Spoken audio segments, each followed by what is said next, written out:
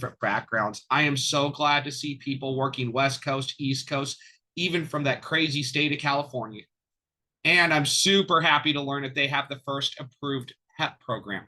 So, with that being said, though, I don't want to take up too much of you all's time. It is my pleasure to introduce Miss Charlotte West. She is going to be our spotlight speaker. Miss West is one of the first people that I really got into and started following when I was working on social media. And I think that her work has been inspirational. It's something that's guided and something that we feature a lot across our social media. So, with that, Charlotte, would you like to take a moment or take as much time as you want? Excuse me, not a moment.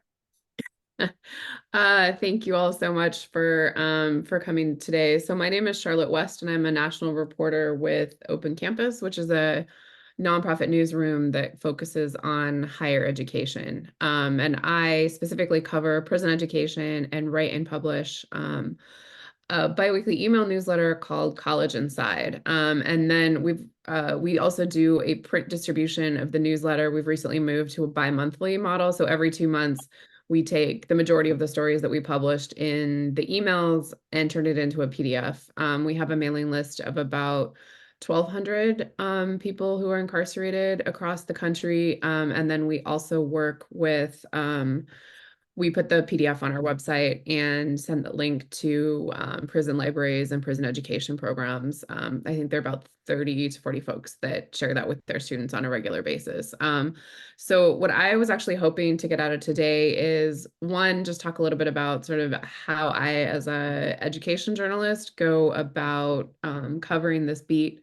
But then I also wanted to open it up for kind of just a conversation. We've been thinking a lot about sort of what role does College Inside, in terms of the print newsletter that we're sending inside, like what role does that play? We're not recreating what things like Vera are doing in terms of like providing technical assistance to prison education programs. And I think where the information gap lies is in a lot of the information that's being provided to students. So for example, last year we did an FAQ on Pell Grants that was based on a lot of the questions that I get sent every day in the mail. I mean, a lot of it is like super basic, like, okay, Pell's here, how do I sign up? What is a Pell Grant? What does it mean? So we timed that with obviously the July 2023 deadline last year. So we have a couple other guides in the works. We're going to be doing one on a guide for students with disabilities and sort of what are your rights? What are the college's responsibilities? We're thinking about doing something targeted for student veterans. And then I'm also playing around with an idea in the newsletter, instead of doing, the full 2-pagers, kind of like a you asked, we answered section of the print newsletter, that we can then later take that content and turn it into guides that can be sent in independently. So for example, in the print issue that's going out next month, I took 3 questions, like, how do I get my high school transcripts? How do I get my college transcripts? And what's the difference between official and unofficial transcripts? And then like with some definitions, like what's a registrar? What is a transcript? So things like that. So that's kind of, we're thinking about more about how we can kind of fill some of those information gaps inside. And I would love to open that up to, I guess, any thoughts that this community has in terms of what would be super helpful. I mean, I'm realizing in some cases we need to kind of go back to like, the very basics about even just higher ed 101, some of the terminology, things like that. But before we get into the like more of the content side, I wanted to open it up, and I know some of you probably deal with media on a regular basis. And especially as I've started to do more reentry work, I'm realizing that there is kind of a need for media training and just kind of educating people about like, how does the media work? What are the differences between on the record, off the record, on background, things like that. And also through my coverage, particularly talking to currently incarcerated students, I know that a lot of them have had incredibly negative experiences with the media in terms of the coverage that their cases got and things like that. So I guess I wanted to start by actually opening it up to questions. What questions do you have about journalism? And I will say that I sit in a weird place, sitting in between, because I'm approaching things as an education journalist versus, which is probably a different perspective than someone who's approaching it from a crime perspective or a criminal justice perspective. I think that was one of the things I had a lot to learn about. I've been an education reporter for 15 years when I started this, so I know a lot about how higher ed works. But it took my editor fortunately gave me the space for the first 6 months on the job, just to have informal conversations with folks, just to learn about how prison education works, but also how the justice system more broadly works. So with that, I guess I will just open it up. I don't know. What do you guys want to know about journalism?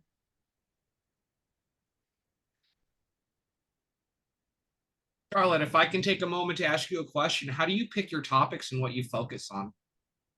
That's a good question. I mean, I would say obviously we're following Pell. I mean, that's the big topic right now in Pell implementation. The other, I guess, big buckets we've been looking at are sort of technology, and then student loan default. That's been another topic that we've been following really, really closely. I think part of that is, we've chosen topics based on, what are the big topics that are being talked about in higher ed, and then taking it one step below that and saying, like, how does this issue affect incarcerated students and prison education programs? So that's part of the way that we do it. I think the other two areas that I don't think we've done enough of yet, but we want to do more of, is looking at reentry. We just published a story on last Monday in partnership with WBEZ, which is our local partner newsroom in Chicago, following with the reentry story of someone whose clemency case I've been following for 2 years. And that was my first audio story. So that was pretty cool to actually do that. So we do want to be doing more about reentry going forward. And again, that kind of ties back into the guides that we're talking about. Like, if you're an incarcerated student, you're planning to be released and you want to continue your education, like, what are some of the basic things you need to know? And again, being a national publication, we can't provide like state specific information. It's literally just me on this beat. That's too tall of an order, but we can at least provide some of that general guidance, like, go to the registrar's office, when to fill out the FAFSA. Give Sheila a call and ask her what advice she has for students who are thinking about, who are planning to apply for financial aid. And then, sometimes there are stories that I'm constantly reporting on in the background. Like, it's a topic I want to write about, but then suddenly something pops in the news and it's like, oh, okay, that one is moved to the front of the queue. Generally we call evergreen stories, but obviously, like, it's always good to have like a news hook if you can. So something that's happening. I did see, so talk through some of the, I don't know, sorry, did I answer your question? You absolutely did. And I think you're referring to Meg's question of whether or not you could talk through some of the ethical dilemmas you face and how you've approached those challenges. Yeah, I mean, so I think where I've realized with like more of the ethical dilemmas, I mean, early on, I think, again, I had a lot of grace from my editor in the sense of, we got to think through some of the ethical dilemmas that you might encounter here. So some of the questions would be, what kind of language are we using? What kind, when do you include someone's charges? Some publications have a policy. If you mention someone in relation to incarceration, you would always explain like why they've been incarcerated. So those are some of the things that we kind of got to tease out early on. I think first person language was an important conversation that we had. But even then, there have been some times when we've worked with partner publications, a copy editor who hasn't been in on all of our conversations around language use has gone in and like changed something and added the word offender in, and then it goes in print in USA Today, and there's nothing I can do about it. So, please realize that sometimes things like that happen, and it's not the journalist, it's someone else further down the line. in terms of like when we include someone's charges, I mean, I guess it's come down to, is it an essential part of the story? So for example, when I was writing about Johnny Liddell Pippin's quest for clemency, you can't really talk about clemency unless you talk about why someone was in prison in the first place. And so, you know, we're confirming things with court documents to kind of do our due diligence and do fact checking. But, you know, I really had a lot of conversations with him around what had happened. I wasn't just relying on those court documents. So it's things like that. And I think part of it is like, I guess the other big thing for me is like, I just don't want anyone to have any surprises when they see the final thing in print. So in cases like that, I'm like, you know, we do need to include the charge because it is about clemency and this is how I'm going to present it. So those are some of the things. And then in terms of the ethics, when you talk about journalistic ethics more broadly, you know, I mean, we do have a pretty a code of conduct for how things happen. Like we don't pay sources for stories. We don't, I'm not going to send you the draft and let you review the entire draft before publication. What I can do is give you a phone call and read through all of the quotes that I'm going to use from our interview. And the other thing that I think, you know, that I try to talk to, and again, this is not for public officials or people who should have had some kind of media training. If I'm talking to formerly incarcerated folks, especially those who just got out, you know, again, I go through those kind of quote unquote rules of journalism. If you want to tell me something that you don't want to go into the story, tell me that it's off the record. If you tell me that something is on background, it means I can use your quote, but I'm not going to use your name. So it's just kind of talking through those issues. Again, I think for me, it goes back to that like no surprises, and then people can make decisions accordingly.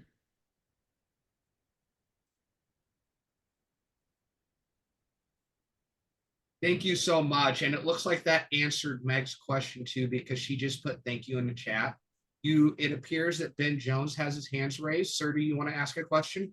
You bet. Thank you. Charlotte, my question is sort of about balance, right? So what I'm talking about is as we think about good storytelling as it relates to these great things happening with the people who we serve, the audience in this particular dynamic are all champions of restoration and rehabilitation.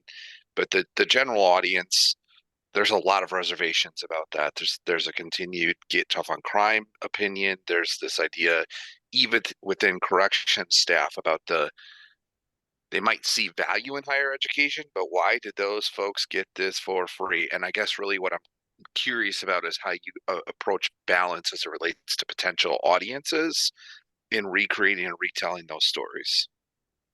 Yeah, I mean, that's a tough one, especially when I have like an inside audience on one hand and then an outside audience on the other. I mean, and then there's the difference between my newsletter audience, which is obviously someone has to have some kind of interest in prisons and or prison education to, you know, sign to put their email into that subscribe box. And then the bigger challenge is, and for Open Campus in particular, you know, our reach is really higher ed folks, like whether it's prison ed or not, it's higher ed. So our audience is pretty small and generally experts on the topic. But then there's this larger question of like the general audience. And so that's when we work with partner publications. So Washington Post, Seattle Times, USA Today. And so, you know, some of that's just going to depend on what that partner is interested in. I just did a big story a couple weeks ago on it's sort of it's a program focused on the trades and apprenticeships in Washington State. And I mean, and that's a really good program that is run through the Department of Corrections. And so I guess there is a balance between, are we looking at programs that are run by universities, looking at programs that are run through corrections departments. And then, you know, I think a big part of what I do in terms of thinking about the general audience is sort of humanizing it and, you know, telling the compelling stories about how education can be transformative. At the same time, I don't want to only tell the success stories, because I think if you want things to change, the focus is going to be on the things that don't go so well, right?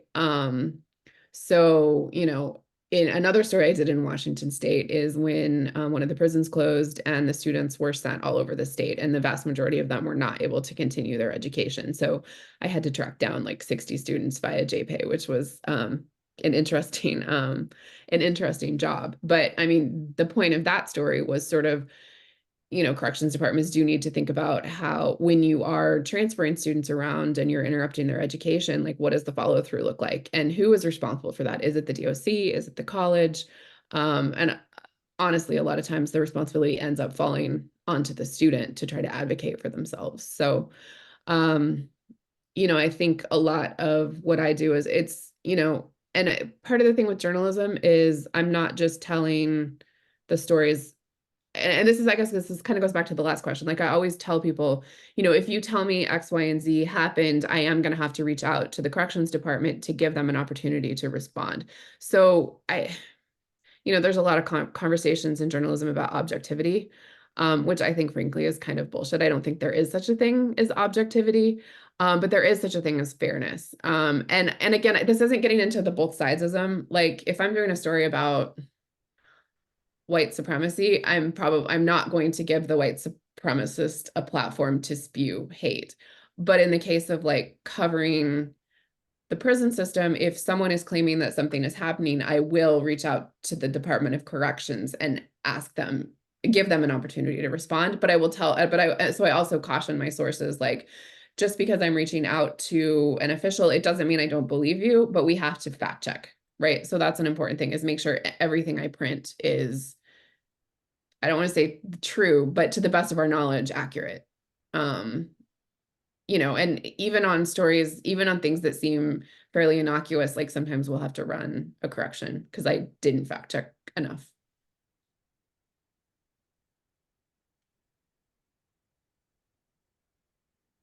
Does that answer your question, Ben? Awesome. Thank you so much. Does anyone else have a question?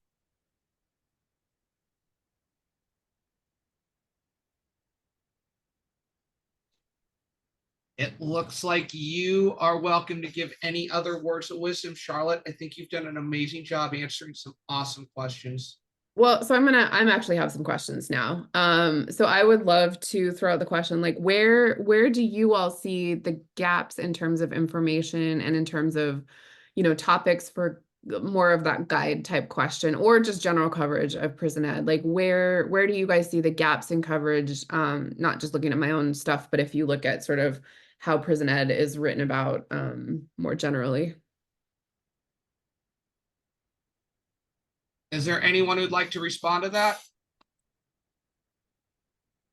Meg, I'm going to bring on Meg so that she can talk with you about that. Do you want to unmute, Meg?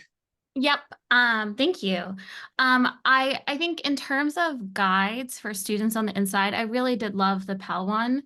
And I think that there is often it feels like a language barrier between people who aren't enmeshed in education systems and the professors and universities who come in and offer, really great programs, but maybe aren't able to communicate what they're offering in a way that is fully transparent, using, so just things like a guide of like, and it's so simple, but like, what's a GPA? What does it mean to take a credit course versus non-credit course? What are the things I would love to see, like for the general population of people, like what are the things that you should consider? What questions should you be asking before you enroll into a higher ed in prison program? Because your Pell dollars may be used for this. And if they're used for this, then they might not be able to be used elsewhere. So you want to be careful about, where you're using that. And what are the kinds of things that you can ask from an education institution? What's advising, those kinds of things. So I think just a general guide for people who aren't, familiar with higher ed in prison would be really lovely. And that's the goal. And so I appreciate all of those questions. And I guess the other thing I should mention is, we do work with both currently incarcerated and formerly incarcerated writers. And so I have a couple of guys who, as a to Muscatine in Washington State. And whenever I'm working on those, I always send them, they're sort of the beta testers. I'll send them the draft language that we have and kind of incorporate their feedback into that too. So that's always been helpful to kind of make sure that the language is accessible. Is there anyone else who would like to answer Charlotte's question? I will up missing more information about the value of higher education in prison, not just recidivism, but to the individual, to the culture and the climate of the institution, to the community, and to the staff of the DOC. Most of the public discord around it is recidivism, and that comes from Ben Jones. Yeah. So I feel like almost every single story you read about prison education is going to cite generally the RAND study about the 43% reduction in recidivism, along with kind of the public safety argument. So I mean, I think that's one of the things. We have a story that's coming up that is looking at this idea that success is more about than success in reentry is about more than just not going back to prison. Sort of looking at like some of the state policies that prevent people from accessing higher ed when they have long-term sentences. Yeah, and Ashton, I saw your comment on high quality correspondence programs. That's actually one of the questions I get most often, is so when can I use Pell to sign up for correspondence courses, and who do I sign up for correspondence courses with? Obviously there's a lot of nuance around the correspondence courses in Pell, and right now that's just not feasible in most places. And in some places, I think Washington State is actually discussing excluding correspondence courses in a piece of legislation that's in session right now. So yeah, thank you for that suggestion, Ashton. Question from Judith. In your research, have you found gender differences in terms of in prison classes for females to often be more limited to females? I'm going to say it totally depends on the state. For example, in Washington State, which I just mentioned, the only liberal arts bachelor's program happens to be at the women's prison, and that's that's the FEPS program through University of Puget Sound. And I believe that both of the women's prisons in California also have, I think it's bachelor's programs. So it's going to depend on the state, but definitely in some places, I think like Texas, men can have opportunities up to a master's degree. But up until recently, women were only, I think there was maybe one of the women's prisons that offered any kind of higher education. So yeah, there's definitely a disparity, but the disparity is very much dependent upon geography, I guess. Perfect. I assume geography would dictate the lawmakers for that state and make that difference up. I would tell you, back to the question you were asking, do you have plans to cover more on some of the technology use in prison and how we're going to be able to allow people to get on the internet, how that safety manner is, some of the predatory companies that are charging huge rates, et cetera, et cetera? I mean, the short answer to that question is yes. Technology is definitely one of the buckets that we're trying to cover. I mean, I think that this is one of the big questions that's going to come out with Pell, particularly in places where the colleges don't seem to be that interested in offering prison education programs, or in the swath of rural places where there isn't a college that's even within a reasonable driving distance. So looking at what technology is going to look like is going to be really interesting. But it is going to be interesting to see, I think in some states there is this tendency, maybe we'll have a few in-person programs, but we're going to prioritize technology. And so, I think there's going to be a lot of questions about academic rigor and sort of what that looks like. I mean, I think some of the more promising models I've seen actually sort of leverage the technology, but they don't use technology as a replacement for in-person instruction. So it's going to be interesting to see what that looks like as, Pell starts to expand over the next couple of years. Thank you so much, Charlotte. Does anyone else have an answer for Charlotte's question?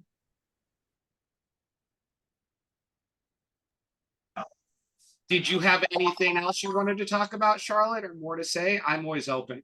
Other than if you don't already subscribe to my newsletter. I'm going to drop a link in the chat. And then we also have a print newsletter that I will also drop in the chat. And again, we reserve the print newsletter for folks that are inside, and we're currently going through discussions about what right now it's just me and an intern who works 10 hours a week to kind of manage the mailing list. So we are starting to work with Adovo. We're putting College Inside on it. That goes to GTL and Securus tablets in a number of states. So we're talking about, like, do we continue to send the print issue to places where it is you can access it, just in terms of like the cost of printing and shipping and all of that. So we are starting to have some conversations about what does it look like to be able to distribute the tablet digitally, you know, other methods of distribution, you know, via prison libraries, or there's some prison ed programs that put the newsletter like on their content management systems for their students. So it's like an extra resource that their students can access. So those are some of the things that we've been thinking about. So please sign up for the newsletter and feel free to reach out. My email is charlotte@opencampusmedia.org. I'm also on LinkedIn quite a bit. And yeah, I just appreciate everyone and letting me come here and chat today. Thank you so much, Charlotte. And it's such a pleasure to have you here. You are incredible, and the work that you do is amazing. Thank you. I am going to take a moment, as I said earlier, I'm going to take a moment to go over some of the things that are upcoming. We're going to do things slightly different today. We are still talking about our subcommittee updates and our new developments, and I urge everyone on this call to pick a subcommittee and get involved. We super are appreciative. However, a lot of our subcommittee updates today are going to be more about our upcoming Hill Day. On March 21st, we will be in Washington, D.C. meeting with our legislators in order to discuss our ask. And I will start by bringing on Sheila so she can discuss our acts and brief you on the federal committee and what they've been doing. Mickey, of course, even though I had the federal committee, I was not there because I was sick on Friday. So somebody probably needs to update me. But basically, we've made a lot of progress on determining who and what organizations are participating, who are funding people to attend Hill Day. There is some training scheduled, and I think more to be scheduled on doing advocacy, etc. The asks are all sort of falling under the umbrella of accountability and monitoring. While there are provisions in the in the statutory requirements and language for a number of the things we want to see implemented, the actual implementation we feel needs more oversight. Sometimes things should be done and legally are required to be done, but are not being done. And we want Congress to help us make sure that some of the legislation they've passed is actually being carried forward. An example of that is digital equity. We know that the Digital Equity Act supports and funds and mentions and requires the inclusion of technology availability in the carceral space. That is left up to the states to implement. And there's a fairly uneven implementation of that. And Brenda Dan Messier is on the call here today and is closer of an expert than I am about some of that, and has done a lot of work with Commerce, who's got a big role in this. But the bottom line is digital equity in the carceral space does not mean simply providing for workers that they have equity, but providing for the residents and making sure that states have those plans, are doing those plans, and are ethically going by the intent of the law. And so Congress, please set up a way to make sure that's happening. because we know in some states it is, and we know in some states it's not. So it's those kinds of things we're going to be advocating for. Ban the box in education, pay equity, which was a pipe dream less than a year ago, is looking like a much more serious conversation. And we're working on the messaging that hopefully by the end of the week will be complete, and getting ready to head out. I think Stan and Judith have done lots on the logistics of finding places people are staying and how people are eating and how people are moving around and all that stuff, which I am not good at explaining to anyone. But anyway, I think a lot of progress is happening, and it's going to be exciting to see an in-person force show up. So Charlotte, hopefully you're going to cover this. When is this happening?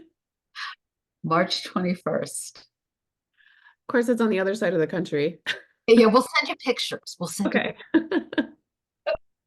heard we'll be taking a lot of pictures. Don't worry. I'll make sure you get them all. It'll be a shared folder. Thank you so much, Sheila. Brenda, did you want to say anything?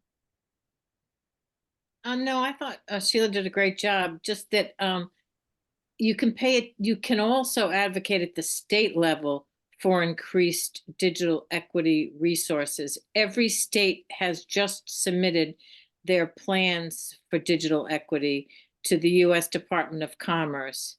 And you can get a copy of that plan. It's a public document. And then shortly there will be competitive funds for expanding digital equity resources. And I'm encouraging prison education programs, institutions of higher education in states to collaborate and go after some of that money. Thank you so much, Brenda. And that's a wonderful update for the federal committee. I will start by talking about the state committee. I saw that Cece was here, but at this moment she's not, but I can update. The state committee right now is working with the federal committee on a lot of their asks. But as a wise person named Brenda once told me, it is extremely important. Advocacy and talking to your senator doesn't start on March 21st. It starts before that with reaching out to your local legislations. And it starts by sending emails, sending letters, and staying consistent on that path. So don't forget to be talking to that state legislator. Don't forget to stop by that state office, and don't forget to continue amplifying the ask. Later on in this month, a week or two before Hill Day, we will be sending you out the training booklet that we will be using during Hill Day, which leads into the update of media and messaging. We are currently in our workshop working very hard to bring you guys social media messaging, cover news, cover important people such as Charlotte. However, we are also diligently working with legislators to get the individuals who have been identified for Hill Day into a meeting with their legislators to make sure that we're meeting with the right and appropriate people. I've learned a lot specifically about that. We'll have a lot of events coming up and a lot of emails coming up. And I'm sure you love my Unlock Higher Education meetings, because it's me. I'm the person you're talking to on the emails, but we'll be sending out the book. We'll be sending out the Kobe training. We'll be sending out the other trainings, and we'll be sending out important messages as we move through Hill Day.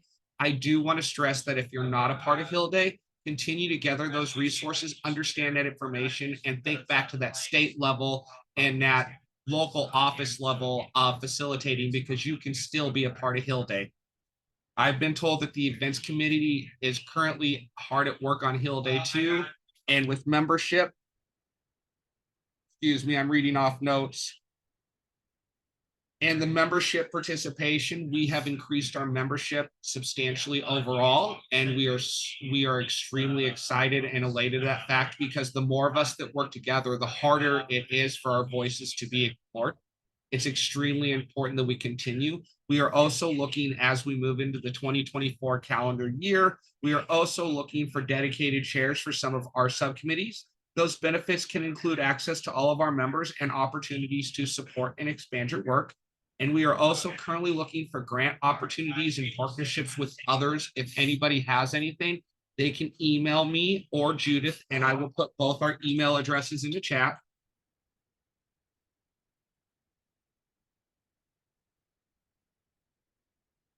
And you can feel free to email any of those opportunities or discuss the idea of becoming a chair for any of these committees.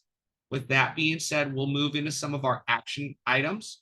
The Hill Day is moving forward, and I know we've spent a lot of time talking about that, but it is on the itinerary.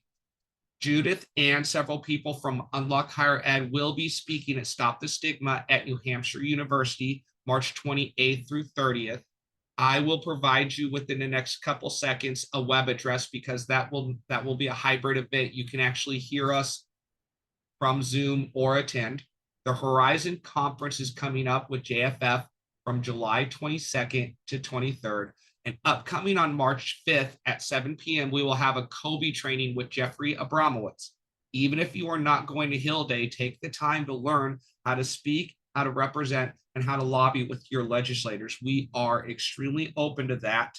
And if you have any questions or would like to get added to the invite, please feel free to email Mickey@prisontopro.org or just drop me a message so I can send you to that invitation. Next month, our next guest speaker will be Stacy Burnett from JSTOR Prison and Access. I'm extremely excited to hear what she has to say, and she is actually extremely excited to talk.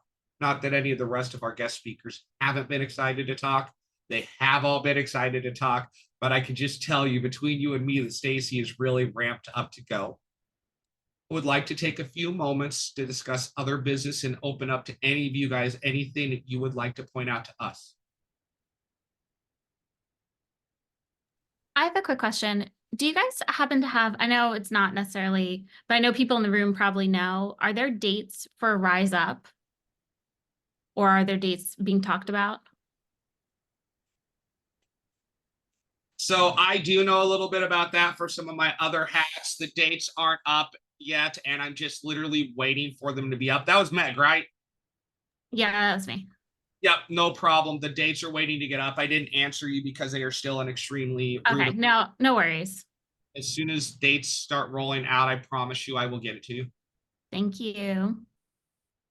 Perfect. Is there anyone else? Is there anything that anyone else would like to bring up? I love answering questions.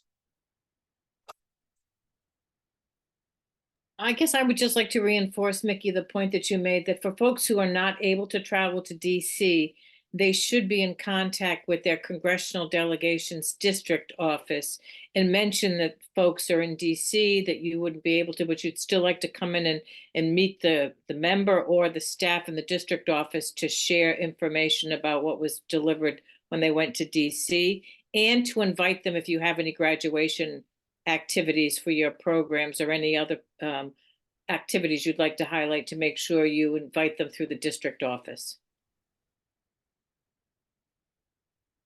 Thank you so much, Brenda. And I want to make it clear that this is not a one-day event. If we don't, it's really hard to ignore people when you just hear a little voice here or a little voice there saying it's wrong. I think everybody can agree in this room that we have to figure out how to make changes in our system in order to allow everyone to succeed. If we don't come together and use our common voices, we will not get listened to. Therefore, it is a 365-day activity to be involved with your legislators. I can tell you all your legislators are tired of talking to me after this week. So it's not as if I don't practice what I preach, and they know me by name. So that's fantastic. Is there any other business?